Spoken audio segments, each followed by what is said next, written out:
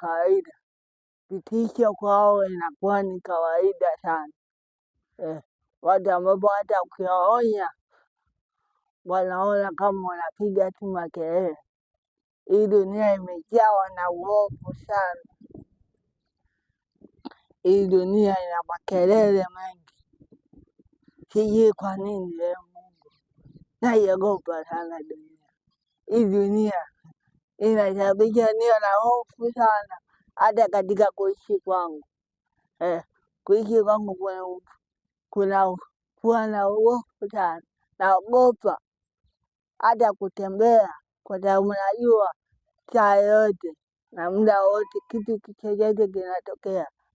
Kuna muda mwingine naogopa kukaa na watu kwa sababu sijui kama hawa ni sahihi au sio sahihi. Kwa sababu dunia wote amewabeba. Huwezi kujua wema na wabaya. Huwezi kujua kwamba huyu anastahili au hastahili. Wote dunia imewabeba, imewakusanya. Dunia imebeba mzigo ambao of course